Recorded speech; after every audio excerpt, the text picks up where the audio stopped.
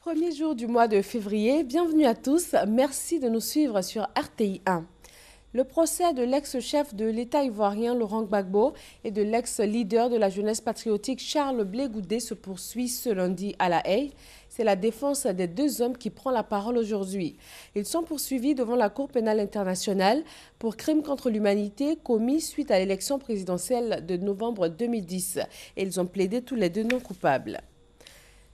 17e édition de la Nuit de la communication de l'UNJCI, l'Union nationale des journalistes de Côte d'Ivoire.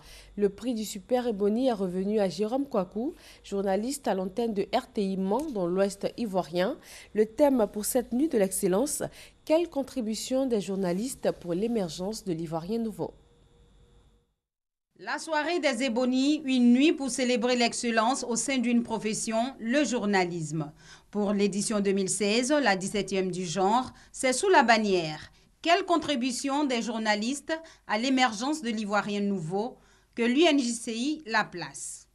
Invitée à présider cette soirée, la ministre de la Communication, Afoussiata Bamba-Lamine, a une idée claire sur la question.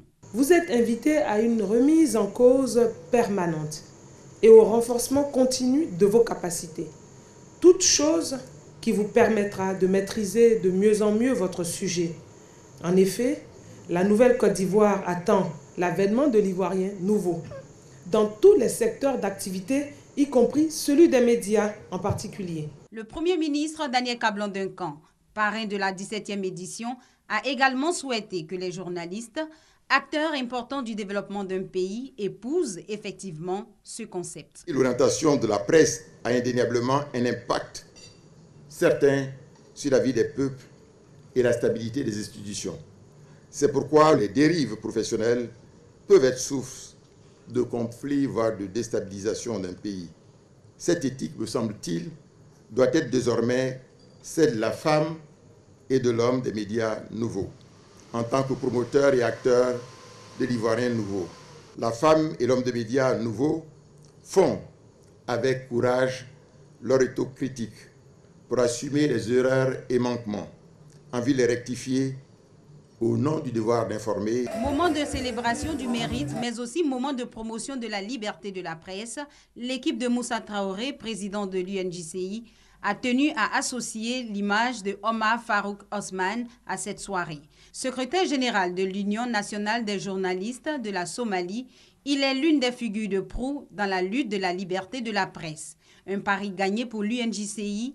Le président se félicite d'un prix qui gagne en maturité et en crédibilité. Nous repartons véritablement satisfaits. Nous sommes en train de réfléchir pour récompenser les photographes, les caricaturistes et même les agents de l'AIP. La reconnaissance du mérite des anciens était au menu de ce grand rendez-vous. Comme pour dire, l'excellence du métier doit s'enrichir du travail des anciens. L'Organisation mondiale de la santé, OMS, réunit aujourd'hui son comité d'urgence. Il va s'agir de déterminer si l'épidémie du virus Zika est une urgence de santé publique mondiale. L'OMS a averti la semaine dernière que le virus qui se transmet par une piqûre de moustique se propageait de manière explosive, surtout dans la région des Amériques, avec 3 à 4 millions de cas attendus en 2016. Et il est fortement soupçonné de causer des malformations congénitales. Le 26e sommet de l'Union africaine s'est refermé hier dimanche. Le Burundi a catégoriquement refusé d'accueillir toute troupe étrangère sur son sol. L'UA ne va donc pas y envoyer sa mission africaine de prévention et de protection. Mais le pays est mis en garde contre toute dégradation de la situation et il est maintenant question d'envoyer à Bujumbura une délégation de chefs d'État.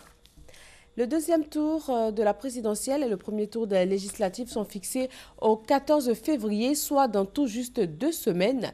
Les retards pris pour la proclamation définitive des résultats du premier tour ont conduit à cette nouvelle date des élections initialement prévue le 31 janvier en République centrafricaine.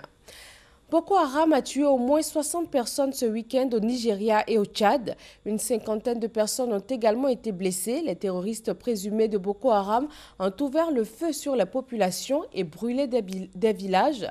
3 femmes kamikazes ont tenté de se mêler aux villageois.